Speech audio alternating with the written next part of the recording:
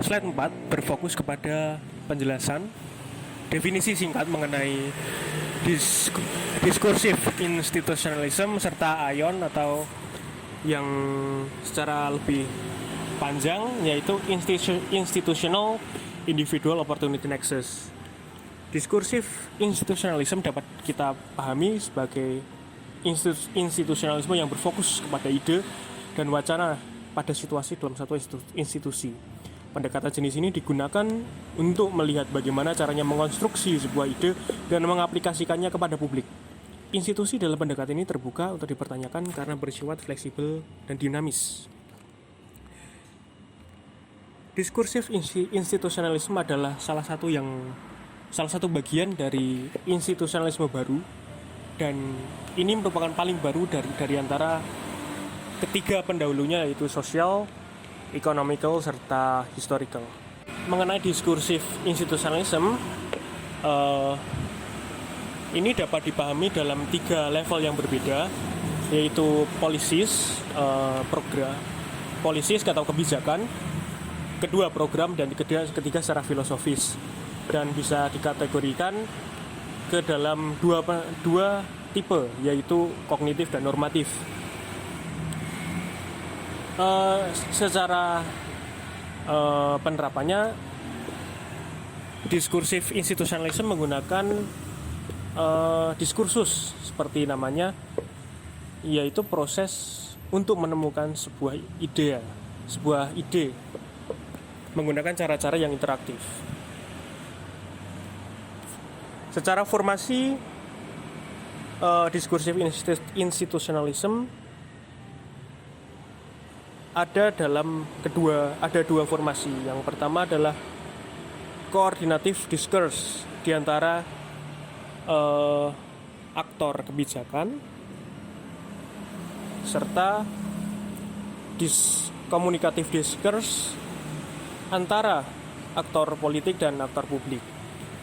Jadi secara penerapannya, diskursif institusionalisme tidak terlalu terikat dengan struktur yang sudah ada di luar suatu institusi, tetapi lebih melihat ke bagaimana interaksi yang terjadi di dalam suatu institusi tersebut, yang sifatnya simultan dan internal di antara para aktor yang terlibat dalam satu institusi.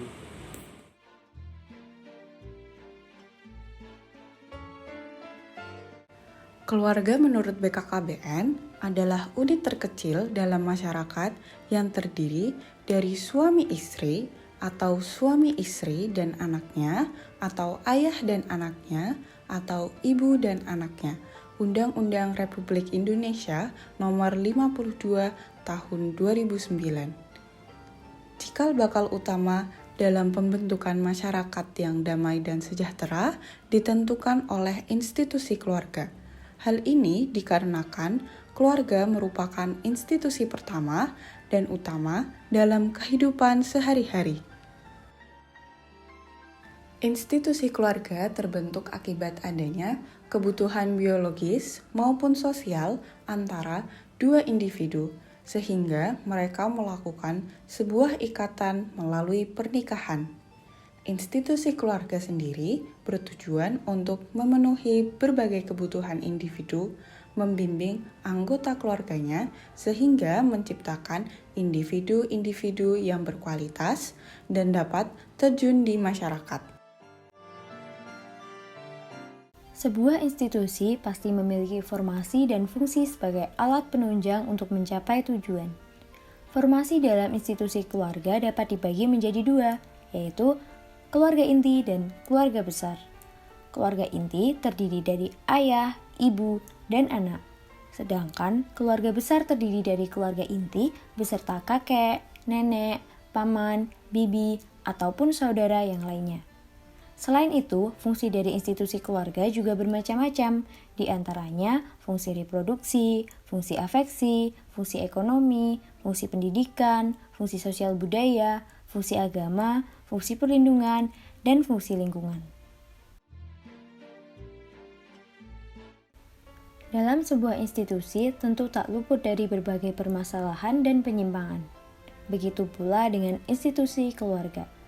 Dewasa ini, kasus perselingkuhan di Indonesia sedang marak terjadi. Perselingkuhan sendiri didefinisikan sebagai perbuatan seorang suami atau istri dalam bentuk menjalin hubungan dengan seseorang di luar ikatan perkawinan yang dinyatakan sebagai perbuatan menyakiti, mengkhianati, melanggar kesepakatan atau komitmen perkawinan. Dengan kata lain, selingkuh dimaknai sebagai perbuatan yang mengandung ketidakjujuran, ketidakpercayaan, ketidaksaling menghargai, dan pengecutan dengan maksud menikmati hubungan dengan orang lain sehingga terpenuhi kebutuhan afeksi seksualitas. Perselingkuhan sering terjadi karena salah satu pasangan kurang mendapatkan kasih sayang sehingga mencari orang lain untuk memberikan fungsi afeksi tersebut.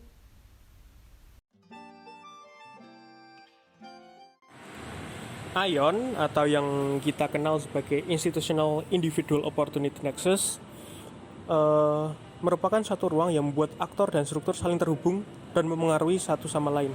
Adapun struktur yang memengaruhi yaitu pengetahuan, relasi, wacana, dan juga jejaring. Terdapat 3 unsur utama dalam institusi yaitu formasi, fungsi, dan tujuan.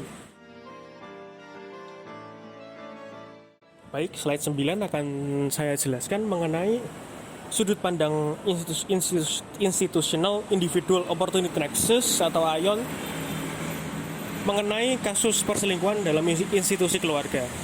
Bila kita lihat di sini terdapat diagram Kartesius mengenai fungsi dan formasi serta bagaimana apa yang terjadi di dalamnya sesuai dengan sudut pandang ION. Nah, untuk kasus perselingkuhan dapat kita lihat di slide sebelumnya yaitu analisis terdapat formasi dan fungsi. Formasi dari keluarga bila kita mengingat terdiri dari ayah, ibu, dan anak ataupun bila secara lingkup yang lebih besar keluarga extended family terdapat ayah, ibu, anak-anak, pasangan dari anak-anak serta saudara yang mungkin tinggal dalam satu rumah. Serta fungsi dari keluarga terdapat reproduksi, afeksi, ekonomi, pendidikan, sosial budaya, agama, perlindungan, dan lingkungan. Lalu, bila dari sudut pandang fungsi, apakah fungsi tersebut dapat terpenuhi dalam kasus perselingkuhan tersebut? Jawabannya tentu tidak. Karena terdapat beberapa fungsi yang tidak dapat berjalan dengan semestinya, maka kita dapat asumsikan bahwa fungsi dalam suatu keluarga itu tidak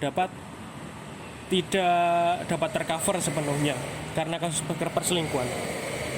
Atau bisa kita lihat sebagai contoh fungsi afeksi yang seharusnya eksklusif dalam satu institusi antara pasangan suami istri serta orang tua dan anak terpecah akibat hadirnya peran orang ketiga di dalam suatu keluarga tersebut.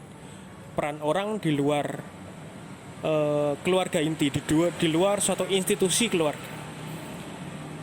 Maka dari itu fungsi afeksi tidak dapat terpenuhi. Atau mungkin fungsi lain seperti fungsi agama, bagaimana bila kita tahu di Indonesia keluarga itu dapat terbentuk sebagai sebuah institusi pendidikan agama yang paling kecil, yang dimana agama manapun tidak, setahu saya tidak mengajarkan mengenai tidak mengakui adanya perselingkuhan dan lain sebagainya.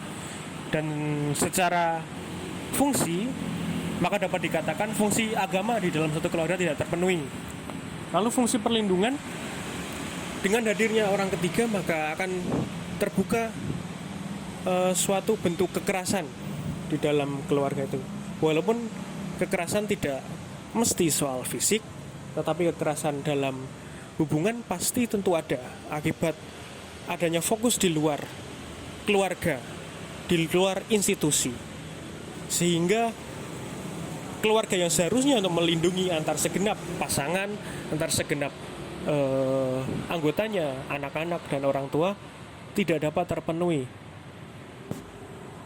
Lalu fungsi seperti fungsi reproduksi dalam keluarga jelas sangat terganggu dengan hadirnya orang di luar institusi keluarga, terutama keluarga inti, karena hal tersebut dapat mengurangi eksklusivitas di dalam sebuah keluarga, mengurangi sebuah hubungan yang terbentuk dalam institusi keluarga.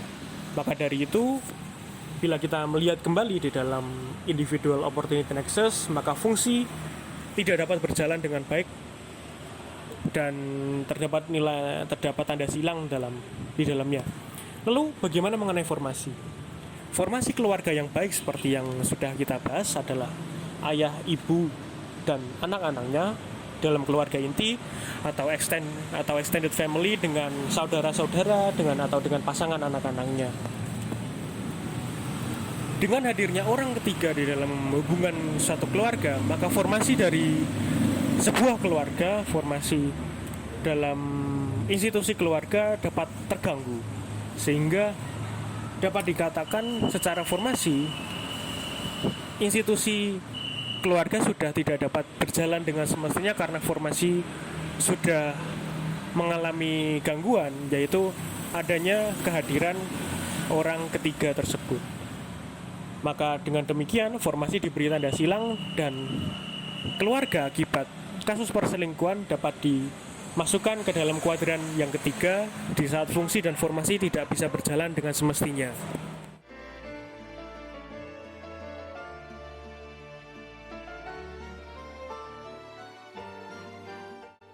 Jika dianalisis menggunakan konsep institutional individual opportunity nexus, kasus perselingkuhan menurut perspektif diskursif institutionalism berada di kuadran 3.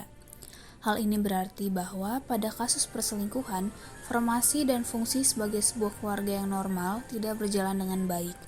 Formasi sebuah keluarga dapat terganggu dengan kehadiran dari individu lain yang terlibat dalam hubungan perselingkuhan dengan salah satu anggota keluarga, utamanya pasangan suami dan istri.